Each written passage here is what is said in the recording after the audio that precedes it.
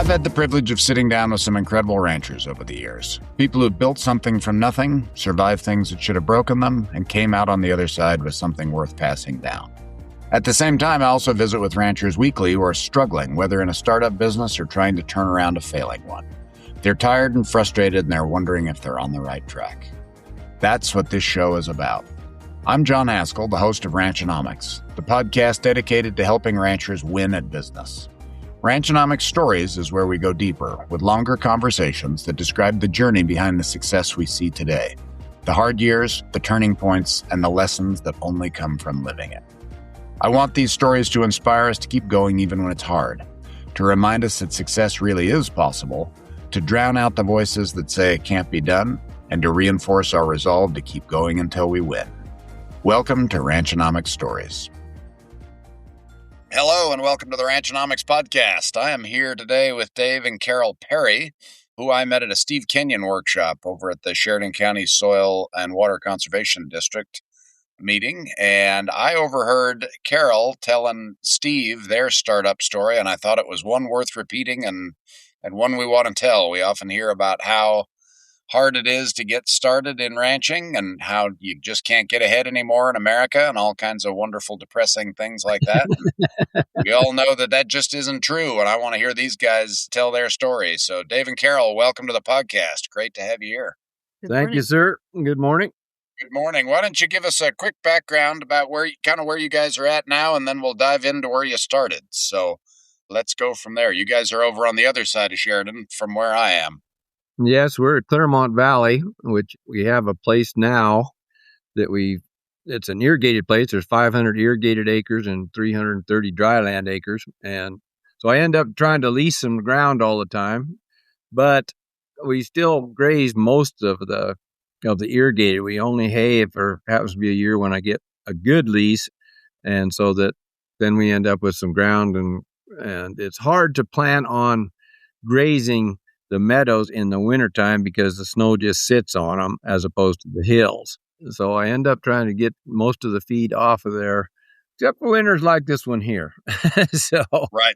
And if you're listening to the podcast, we're recording this about the middle of March in 2026, where we have had the easiest winter ever. I think we've had our second biggest snow of the year at my house and gotten about 3 inches. And the last time we had any snow was about Halloween. So it's been a pretty easy one. If you wanted to graze through the winter and had feed, you sure could. So, well, let's jump back. Carol, I overheard you say, did you get married in the early 80s or late 70s? 1981.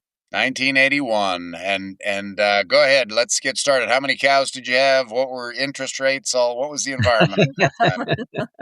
1981, for any of our younger listeners, was not really the most pleasant time, right? We'd been through the Iran hostage crisis with Jimmy Carter, and then President Reagan took over and got elected. We had super high inflation. We had been through some lines at the gas pumps, that sort of thing, while we were fighting with the Middle East about oil, and you guys decided to get married. What a good time to get started. Just bail in. Well, we thought so. Dave had 10 cows when we got married. He had a loan for all 10 of those cows at 22.5% interest. Thank you, Jimmy Carter. Yeah.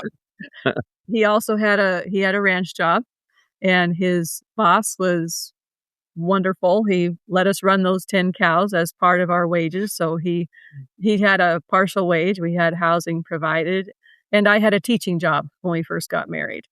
So we thought we had it all. So between the ranch job and the teaching job and 22% interest rates, you were basically rich from the start, right? Absolutely. Born with a silver spoon in her mouth. Yeah. Good.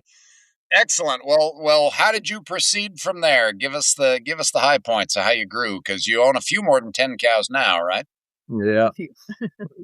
Well, I knew that I was always going to be in the ranching business, but we was also, when we first got married, I was a little distracted because I also had a passion for roping in the rodeos and stuff and whatnot.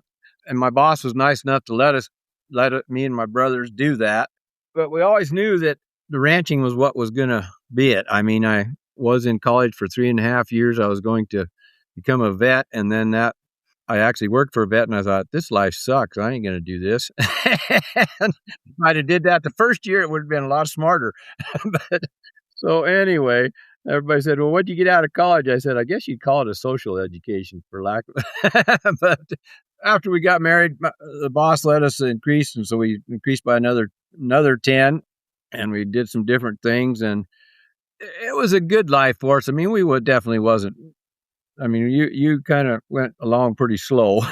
And then I could see that my boss was kind of struggling a lot. I mean, he didn't share those kind of things with us, as is normal for most ranching operations. The hired men don't really know what's going on.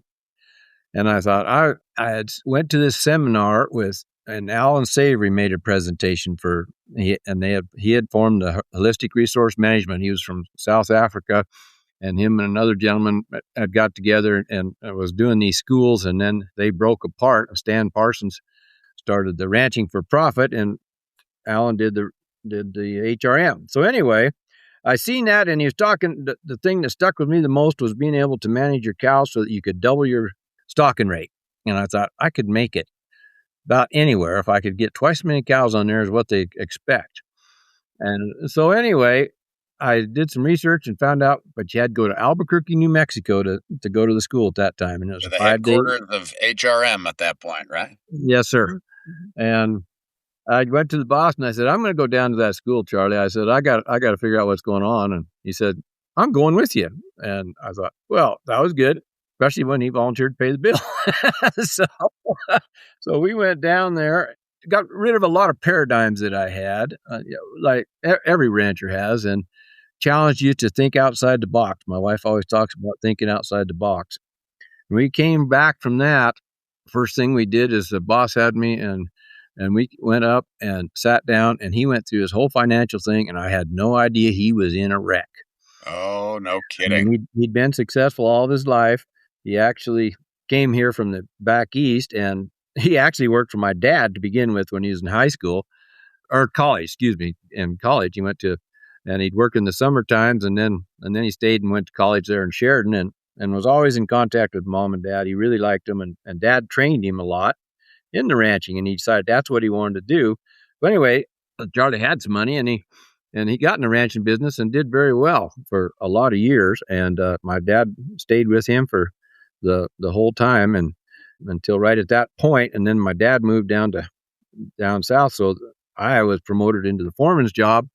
But like I say, we didn't know how much trouble he was in. So we come back from HRM school, back to that, and he was very upfront with it, and we started doing gross margin analysis, and that was before computers, so you was constantly erasing and starting over. Yeah, lots of burning up a pencil there, huh? Very, very tedious, and we got started, and he had, at that time, he had lived outside of Bighorn there. I don't know, there was over 1,000 acres of irrigated, and we decided we had to graze it, but it was kind of a wreck because it was mostly alfalfa, and we thought we had a plan to not have to worry about the bloat and stuff, but the plan didn't work. But anyhow, we ended up buying 800 cows, and we was grazing it through there and got through that, and we lost a lot of cows, like 80. 10%. It was, our lifestyle sucked that summer. The quality of life was horrible. But the thing that people never, I mean, of course, everybody knew about it, and you got to go with a little bit of that whole community looking down on you deal. But the thing they never believed is he actually made more money that year with those cows than he did putting up the hay. And we got through that and thought we was headed pretty good. And darned if the bank that he had everything at, the FDIC shut it down. And all of our stuff was then with the FDIC. Through no fault of his, just Correct. bad luck. Wow. Correct. It was that time when there had been a lot of bank closures throughout the... Correct. I mean, So we're getting towards the middle 80s here. Is this 83, 84, 85 kind of time? This is like 87. 87. Okay. The end of 80s. And so have we been through the savings and loan crisis at that point? There was a bunch of banking problems there, right? I think it had just, kind of in the middle of it. I believe. I can't honestly say for positive, but it was that was the biggest thing. And I mean, they was knuckling down on these banks, and if they didn't have good paperwork, then they was getting them. So anyway, we had a plan, and so the FDIC didn't sell us out like they did a lot of people. And we had this plan, and they didn't want to have to sell out because they always lost money, guaranteed. But they also basically had all the paperwork on his assets. And that was the most intensive financial planning I've ever did in my life up to that point. And it was quite the education. And fortunately, Carol was helping us out too. And we started getting a little bit more computers then. But anyhow, so that he hurried it up a little bit more. But it was still, just for instance, just like a lease, if we had a lease, which we did, we would have to we had some paperwork from a lawyer friend of his, and they would file a lien against us. And these people hated doing that. And we said, please do this. Because then when we sold our calves, then it happened to be Superior Livestock at the time. And fortunately he was a friend. And I said, you get to make a whole bunch of checks here, Tony. And he had to write a check to everybody that we had a lien and that was how we paid our bills. I mean, and the rest of the time during the summer, you just hung in there. You did not spend any money for anything if you could help it. And at this time, Charlie also had let us increase our herd up to 100 head. So we were running 100, and our position with the bank was fine. We hung in there with Charlie to help him out, just because we were also increasing our business in the middle of the whole FDIC takeover. It was still... Well, our whole goal was to get those 100 cows paid for so that then we would have a down payment for property someday. I mean, eventually we wanted to have our own place, and we didn't get any wages. Our 100 cows were our wages. Right. And 100 cows is a pretty good wage if you're running them for free. So that's yeah, it was. And boy, you're learning all kinds of stuff at this point, right? It was very intense. And we got out of that, and Charlie came out of it very good. And I thought, okay, we are going to rock and roll now. And he decided that it was as much pressure as he ever wanted to go through again, and had the opportunity to sell a place. And he did. And you can't blame him after that little run, huh? He did very well.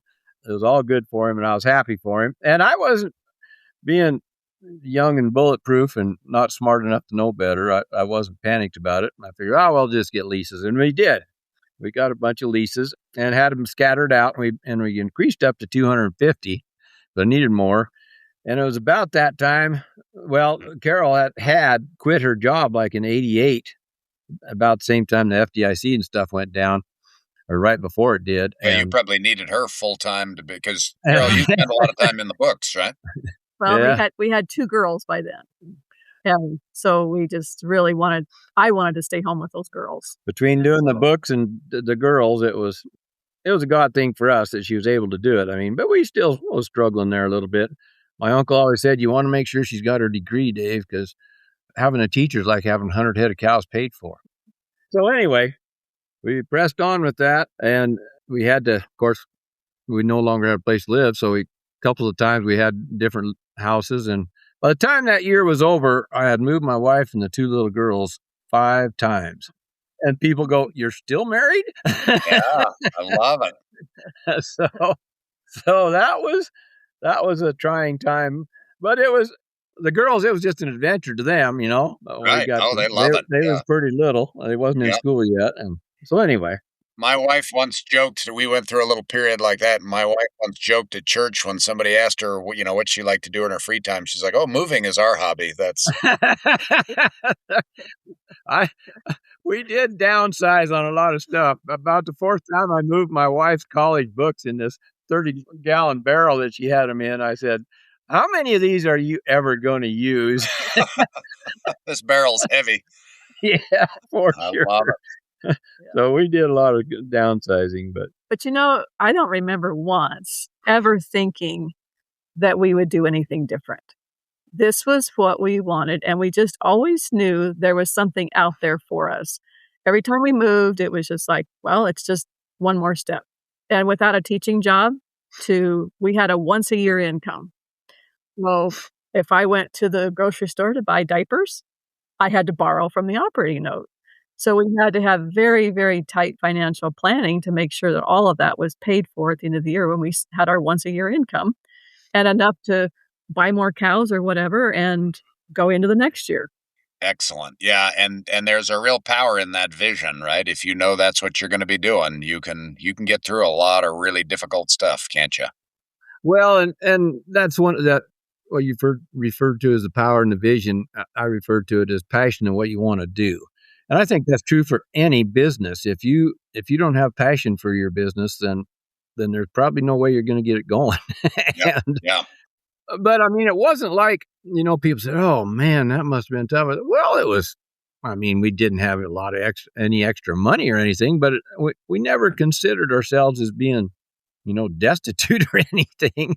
I mean, we always felt blessed. It was just, we're moving toward a goal that was just moving slower than I wanted, like everybody in their 20s and 30s. You think by the time you're 30, you're going to be a millionaire and be able to kick back and, and rock and roll. But I had a funny conversation with myself one day while out irrigating about, man, I thought by 40 I'd have a lot more stuff figured out than I have now. It just takes a while, right? Well, it doesn't. I mean, a person hears them success stories, so you think, well, I can do that too. Well, you probably could if you wanted to switch businesses or something. Right. So, and most of the success stories we have, and you're probably in this position now, because most of the stories we have, most people don't hear all the backstory. They don't hear about the buildup, what it took to get the momentum going at the beginning. So they see you where you are now and think, oh, good, that guy was born with a silver spoon in his mouth, like all the rest. Yeah. So that's cool. They referred to me as a rich rancher, than people that don't know any better. And I said, yes, I am. But that wasn't the way I started. I feel I'm rich, but of course, when I actually read about people with money, it's like, it's amazing how little I have compared to them boys. Well, I think you're doing all right. So, okay, so let's keep going here just a little, because you had the year where you moved 5 times. And you've got you got 250 cows now that you've got scattered out on lease ground. You have no teaching job, 2 kids at home, and we're still plowing on. So how did you get through this period, and what did you do next? Well, it was just, I don't know, it was like a year and a half or something. We was in that mode, and then we came across this lease on Crazy Woman Creek that was 13,000 acres in 1990, and we got it for 6 years. And we was able to take our 250 cows down there, and we was able to build that and get a little bit more paid for.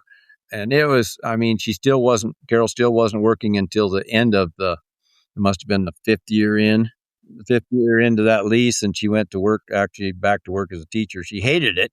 They called her up and said, would you be interested in being our math teacher over here at Claremont? She said, oh, gosh, I don't know. I said, well, I kind of like staying home with the girls. Yeah. Well, and I mean, it was wonderful there. Of course, we didn't know what was going to happen with the lease because we only had one more year, and then we didn't know if he was going to get it renewed or not. So anyway, I can still remember she went over with her resume, and she's going to hand it to him, and they said, what do you need from us? She was hired as far as they was I love concerned. it. Yeah, you're in the door. We got you. He came home crying. They just took didn't even look at anything, just hired me.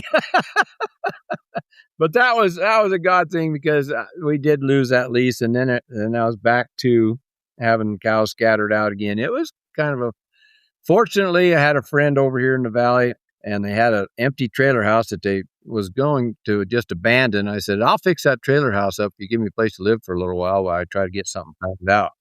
So that's what we did, and I was going to do some irrigating for them. It was in the middle of their meadows right up. It was actually not very far from where we currently live. And they really worked with us, and lo and behold, I was whining and to myself out in the hills and working for my brother for $5 an hour. And we had sold down to like 100 or 150 cows at that time, whining about it. And I tipped that 4-wheeler over and broke my back. And I was laid up for 4 months in the trailer house. In a hospital bed in our living room. with a brace on. And neighbors came around us and helped us a lot and whatnot. But that was probably one of the most stressful times, especially for my poor wife. I mean, because I was worthless. I mean, they said, if you don't take care of yourself, I had one of them turtle shells on it. And if you don't take care of yourself, I didn't have to have any operation or anything, but they warned me that one wrong move and you could be in a wheelchair the rest of your life. And so, well, anyway, so that was an interesting time. Yeah, I'll bet. We got through that, and it was kind of a struggle the next few years. And we were able to get my cows back up to what we have was Mike 200. Actually went up to 300. And had 300 there for a while with Mike, and then his brother Mike had a place close. My brother, and he had a very large lease on the Montana line. So I was able to help him and kind of partnered with him, and that kind of helped us get going a little bit again. Then I kept looking around for places, and a couple places was up for sale here in the valley. And I would work at it, trying to figure out how I was going to get it bought. And the down payment was always a big block, and so on and so forth. I didn't have enough paid on them cows because we had went back into debt quite a bit and during those 6 years. We kept working at it. My folks and her folks were both getting ready to retire, and my folks was looking for a place to move to up here, and they had a decent retirement from their dad had been a foreman for a True Ranches, one of the largest ranch owners in Wyoming. They had a good retirement plan, but it was going to have to cost a very large amount for them to find a place to buy some land to move something onto or whatever. And they looked around, and I come across this place that we're on, and they said, how about we help you with your down payment, and so we can put a house there. I said, that'll work. And then I had a couple friends that loaned me some money for years. The whole thing was, I didn't understand this until I went to this process, is if they want a large debt, make sure you're covered a third at least when you first start to get your note. And then after that, you can refinance. And then if you make a year and make your payment, they figure you're going to make it. And that's what I did. And then I paid the two other people back what they had loaned me to get started. And then we was off and running here on this place. Yeah, good for you. All right. It was which was 2001 when we bought this place. Okay. Yeah. And it was. And you're still running about 250 cows at that point? At that point I was still in partners with my brother on a lease. But we ended up haying this whole place, which that was with old equipment. And fortunately, my uncle owned C&K equipment up there at the time, and he kind of helped me with some lease tractors and stuff. And he said, here, do it this way, Dave, and it'll save you some money, so on and so forth. But it was intense. I mean, and it was all flood irrigating. Well, that's not true. There was 100 acres that was side rolls. And then the rest was all flood. Yeah. It's all. And all we had, of course, was just us and our girls. And at that time, Lane was... We had an 11-year-old and a 15-year-old. And they was my best hired men. And I mean, it was intense. And so we had to hay the whole darn thing. And it was one of them deals that I was irrigating and then haying, and we was baling at night. It was during the drought. So the hay had to be put up on the dew. So I was baling at night a lot. And I mean, I can remember one time I was swathing in the middle of the day, and I had to stop. I was losing it. I had to stop, and I set my head on the on the steering wheel and took a 15-minute nap, raised up, and I had no idea where I was. I was so rum-dum. I said, well, I'll just follow this windrow, and we'll just keep swathing, and it'll come to me. I'd never had that experience before. And then that summer, it was like, say, a hot bugger, and the girls was irrigating for me and helping out and what they could. And one day they came in after irrigating, and the youngest had mud splots. She'd been in her shorts and a T-shirt, and mud splots all over anywhere there was open skin, where she had been swatting deer flies and mosquitoes, and she started crying and says, "Is it always going to be this hard?" And I said, okay, we got to stop and go to the mountain for a break. Yeah, good. Let me ask you something. Are you making good decisions or just making the best ones you can with limited information? At Ranchite, we help producers slow decisions down just enough to see the real trade-offs: cash flow, risk, and long-term impact. Better information leads to better decisions and better sleep. If you want more confidence in the choices you're making, learn more at ranchitellc.com. And just to give some context, so you're talking 2001 and 2002, right? Yes, sir. Because that year, I was in Utah then, and that year in northern Utah, it was dry enough we actually killed off sagebrush in that area. So we had big swaths of sagebrush that just died that year because it was so dry. I have never seen it that dry. Holy smokes. Just to give a picture of how bad that year was, I think where I lived, normal rainfall was like 6.5 to 7 inches, and we got like 1.5. It was pretty dry, and it was hot. Like you said, I remember moving cows that summer, and it was terrible. Yeah. We bought this place around the 20th of May, and Dave had gone ahead and started doing a little irrigating about a week or two earlier than that. And then we weren't here 2 days before the local ditch people called us and said, we have to turn on lake water. Shut you off, huh? Yeah, we don't normally, I mean, there are years when we've been able to go without turning on lake water. And normally it doesn't happen till the end of June or July. So we were behind the gun all through that summer for sure. Yeah, interesting. So good. So first year is going super well. You just get it into a big mortgage, and we're in a major drought. Okay, good. Well, we did make the payment that fall, and I was able to get refinanced just like the plan was, and take a deep breath, and we were able to pay off the friends that had loaned us money for the down payment, and got her parents moved in, and then her parents needed a place also. He was also a rancher all of his life, and same deal. So we became a retirement village. Just to clarify that a little bit, we say they were ranchers. They were hired ranch hands.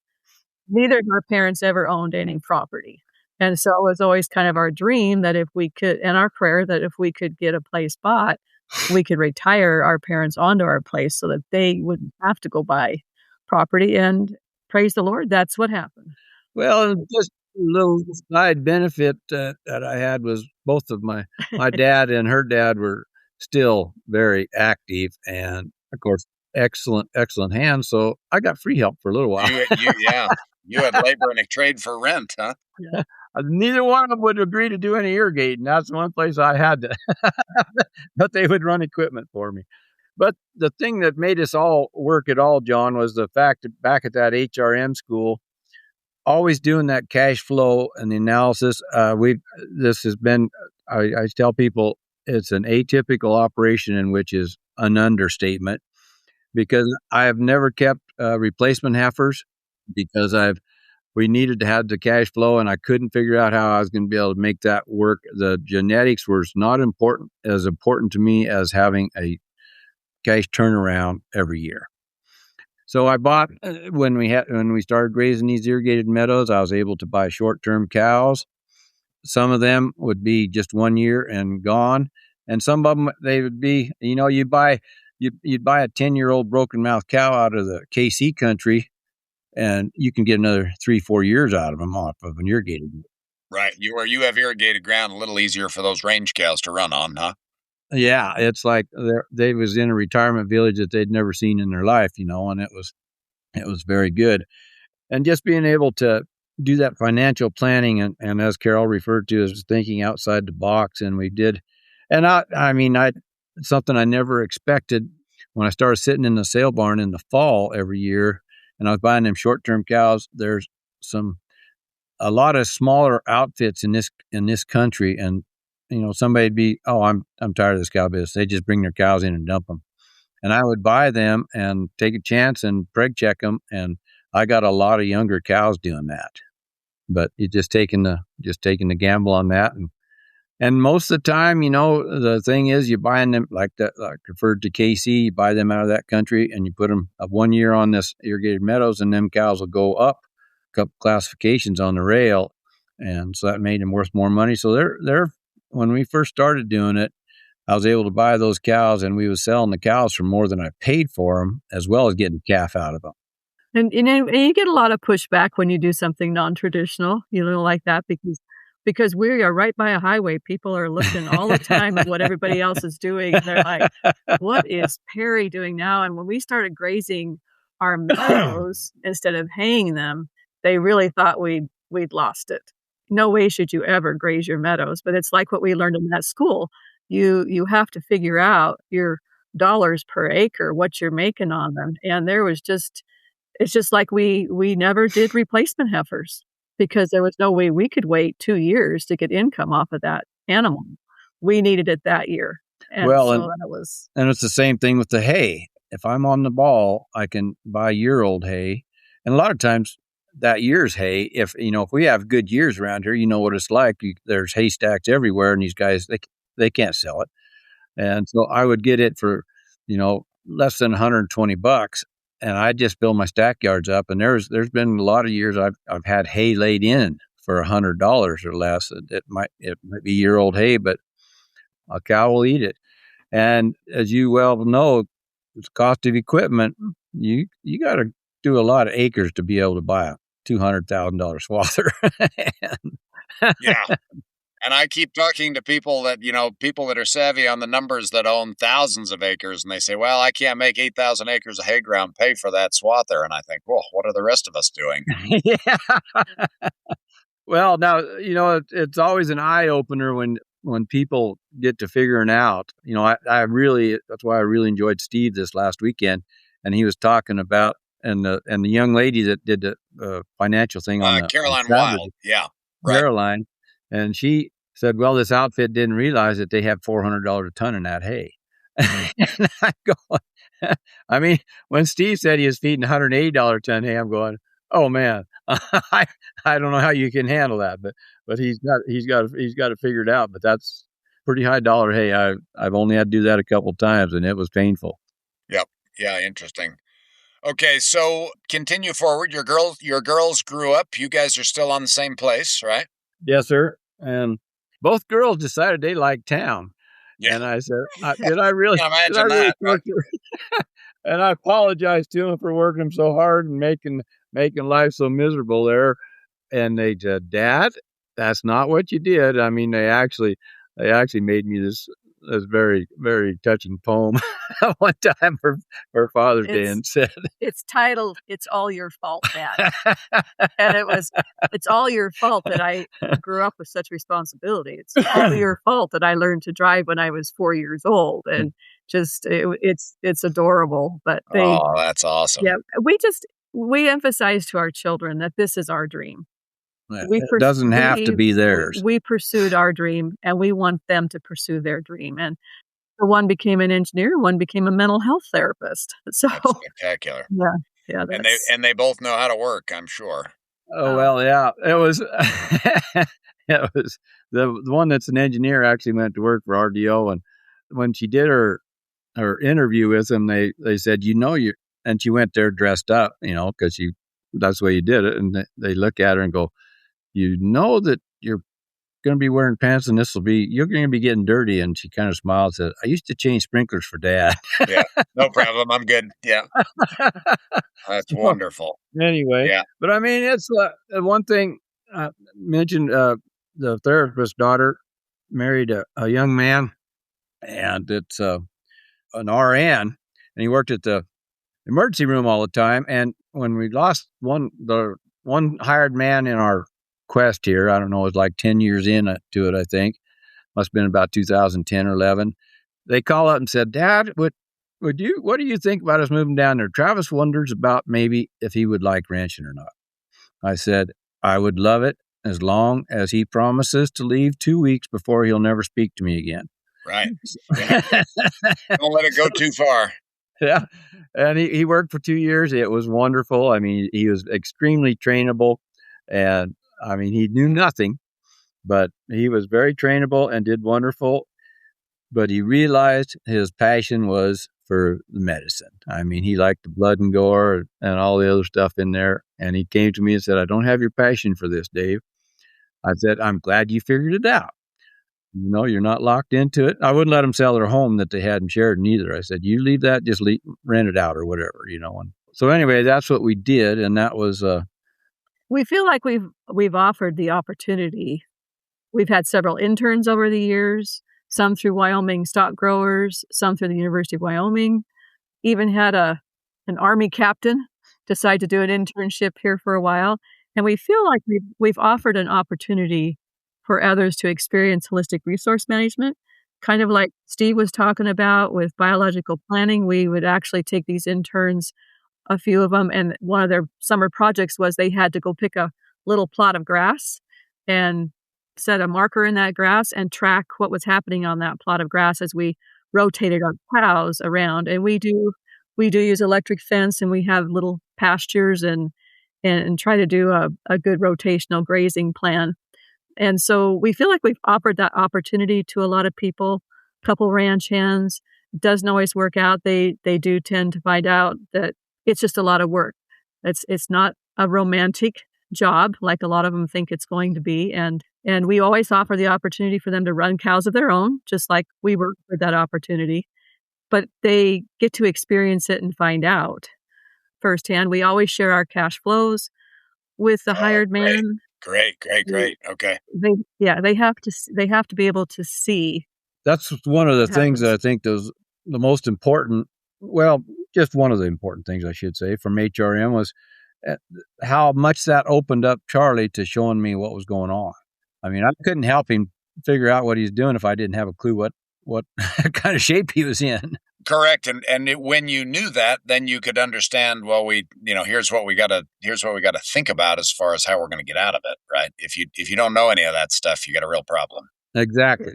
And so we stress that to the people, and hopefully they've been able to use it in their decision for their career, whatever it might be. And it's been interesting. And you scared the heck right out of them, and they decided, holy. Well, some of them did. We got a young couple here with us now, and I hope that he's bought some cows and he's excited, and they just had a little baby here a few weeks ago. So they made it 1 year. I said, what do you think, guys? You going to be able to handle it? But they had it. The young man had had grown up on his dad's ranch. So he had actually he understood a lot of it beforehand. And he had some training already through Ranching for Profit. And he came up, he was with us. You might have seen him at the table there with Steve's, and we've had some discussion about that and stuff. And so our hope is, I mean, I'm 69, and it's like people say, well, why don't you just sell your place and retire? I says, I love what I do. I just want to do less of it. If I want to go, we go to Arizona this last year, went for 3 weeks. And I told Cole, I said, you going to be able to handle this? He goes, got it handled. I said, okay. I said, you get in a wreck, give me a call. Well, there's a couple times he just had some questions on some stuff. And we had one cold snap but it was not, I mean, it's only a few days. And so he had it pretty easy. So he did well. And I've told him, I said, I will let you increase your cows every year if it looks like if this is a career choice you want. Yeah, great. Because I can back off. We got everything paid for. Good. That was a question I was going to ask. So the real estate and the cows are all paid for now?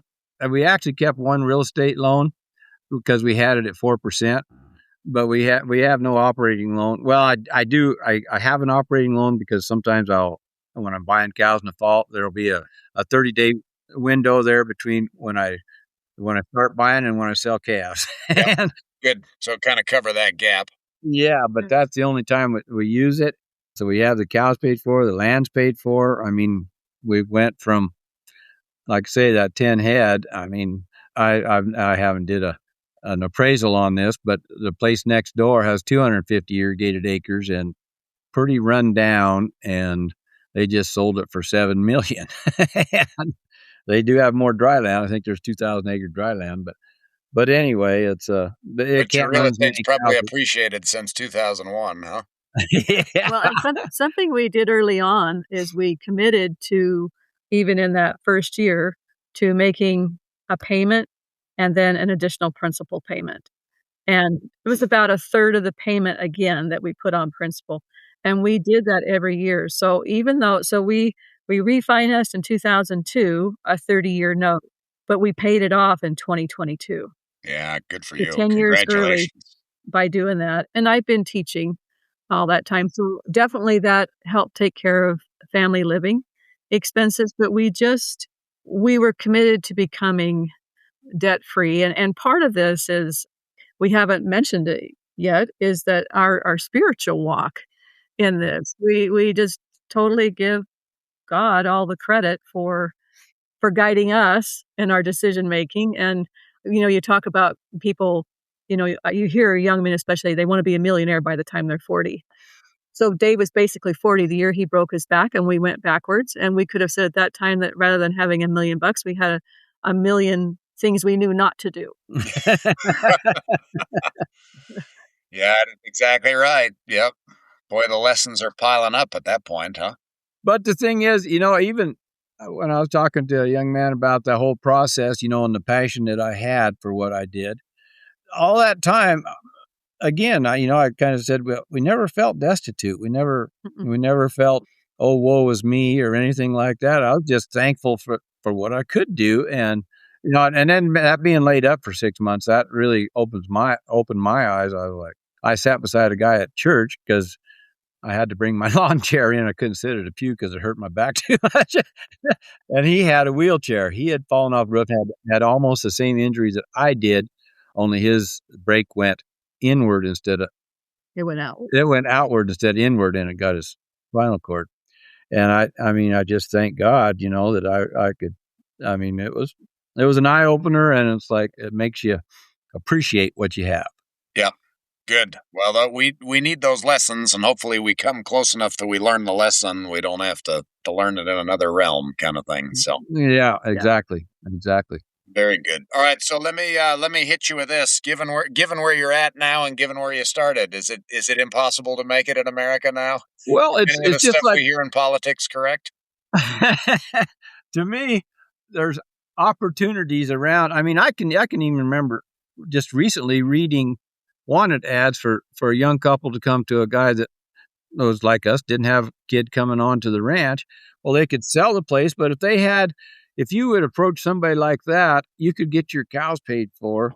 And best case scenario, you might be able to just lease it back from that elderly couple or whatever, and have your own place if you have your cows paid for, you can buy land. I mean, we had to get very creative, but like I say, we was blessed with our folks wanting to have a place to live at the same time and I got a couple of friends that was willing to help me out just to get started for that first year. I don't think it's any different now, John, because it's just whether you got that passion to put it out. I mean, you're not going to be able to go out and eat a $40 steak every weekend and and expect you to be able to live the high life right off the bat. Yep. You have to want it more than you want to eat that $40 steak, don't you? That's exactly right. And if you don't love that lifestyle, I mean, because it is, like you said, there's times when, we can take off and not be overly burdensome for coal, like in the wintertime, like we did. And the HRM allows you to do a lot of that stuff you're not a full-time swather either in the summertime. But there are times when you're nose to the grindstone for 12-hour days, 14-hour days. And so you got to be able to accept that. And if you don't enjoy that, then you should try to do a different business. I mean, if you're a businessman, there's other ways to make money. That's no doubt about that. I mean, shucks. I mean, the innovation that you can come up with when they say that, well, these young people can't buy a house. And it's like, well, these young people are also spending $20 a day on coffee. It's a lot about sacrifice. Do you want your dream bad enough to sacrifice a few goodies here and there for however long it takes to get that big picture taken care of? We've asked our girls countless times, do you feel like you were poor? I mean, we pretty much were kind of poor on the end of in terms of spending money. Yeah, there wasn't a lot of cash left over at the end of the year. Yeah, they never felt it. They said they always knew that we just had it handled, and we just, they grew up in an environment where it was about working together as Yeah. a family, and that was most important to them. And like I said, they finally got tired of their dad worrying and fussing too much over whether he worked them too hard and didn't provide them with enough of the fun things in life. And so one year for Father's Day, they wrote this poem, got together and wrote this poem, "It's All Your Fault, Dad." That's awesome. Actually, it was published a few years ago in the Wyoming Livestock Reporter. Wyoming Livestock Reporter. Oh, I'd love to get a copy of that from you. That sounds great. We can do that. Well, but so back to your question, it's all about what your passion is. I mean, if your passion is to be able to, we had one couple here. He was a good hand. I enjoyed working with him, but he was too far from town. He couldn't get with his buddies on the nightclubs and stuff, and he just it was not as romantic as what he thought it was going to be. But he was a good horseman and stuff, and he hadn't ever been around cows, and that's when he asked if he could do that because he'd like to have a rounded education. And he said if it worked out, he would stay if I wanted him to. Well, they stayed for 2 years, but he realized that wasn't the lifestyle he wanted. He actually asked if he lived off of the ranch, if I would do that, and I said no. I said, I got to have you here because, you can have the day off, but if you look out and the cows have broke down the fence, then suddenly your day's done. You need to go back. Yeah, if they're standing on the highway, we need to get that taken care of. So exactly. Yeah. Okay. Well, so passion is a huge key ingredient, and that comes through really well in your story and that unity of your family. You two being on the same page, your kids being on the same page. To me, faith plays a huge part in all of this, especially when you're laying in a bed, with a broken back, or you've just lost a lease, or the owner decides to sell, or, we get all those opportunities to strengthen our faith in the moment. But the other thing is you guys were really good at doing the numbers, right? You knew what your financials were. Every time you made a plan, you had a real plan. This wasn't just hope and a prayer kind of thing. You use that passion to drive you to do the hard work, right? And you have to monitor that every month. Carol fills out, compares it to our cash flow. Of course, with the computer now, you can change one number at the end, and that just speeded up the plan so fast. The first time I got to do that, it was like, oh, this is heaven. But anyway, so a person especially, Carol still does that every month. And if you're just starting out, you need to know where you are all the time. You don't want to wait to the end and then go. And the other thing I get a kick out, like one of the gentlemen that was working for us, I told him about buying the cows, and he knew he needed to buy some cows. I said, you go in there with a plan and you can make it work. I said, go to the banker. When you go to the banker, you know, you need to have a plan and show them how you plan on paying for everything and what all you're going to get done. And that'll work almost, 90% of the time, especially where they don't have any expenses out there. And they got a job. So anyway, that's another benefit of knowing this stuff and having all them ducks in a row, even with our atypical plan, I should say. We got one of the bankers, we stuck with her for, 20, 30 years because she understood our operation and believed in it.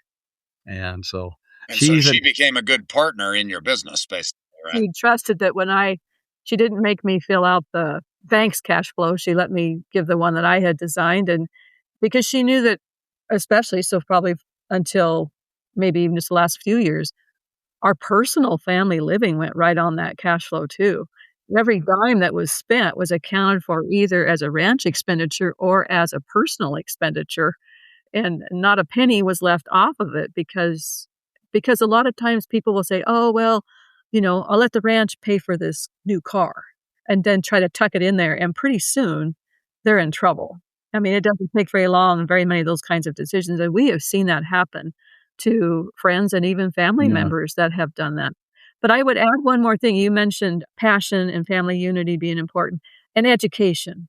Because just like we were at that Wyoming Working Lands Collaborative, we still go to these to hopefully reaffirm that we're doing the right things, but we always come away with takeaways and learn something we didn't know before.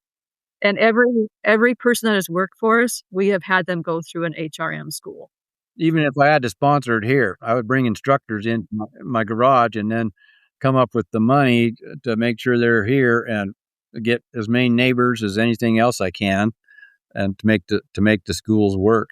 So we did that like 5 or 6 times, and that's been rewarding too, is to see different people that realize what they can do if they put their mind to it. Yeah, I love it.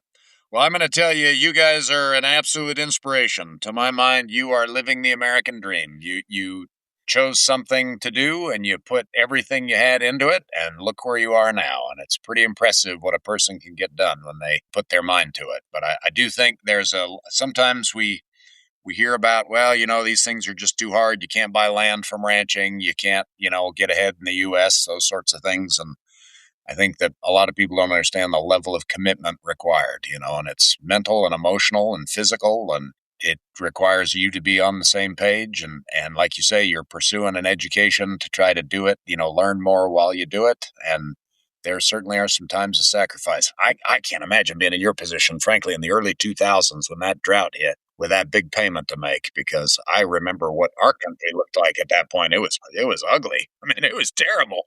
That was a bad year. And boy, you've been through a whole bunch of those. And I think, when I hear people complain about 7% interest rates, thinking that at one point you started out at 22. Calf prices, what were the low and the high calf prices you've seen? I imagine the highs now. I mean, you've been down in the 50-cent range, right? Yeah, it was. I can still remember when I was in high school, my dad was so excited he got to sell his first $100 calf. Yeah, yeah. I would say probably when we got married, $300 calves. Probably when we bought this place, we were hoping to maintain $500 calves. So it's all, it's all in perspective. I had somebody at the school saying, well, how do you make it with old cows?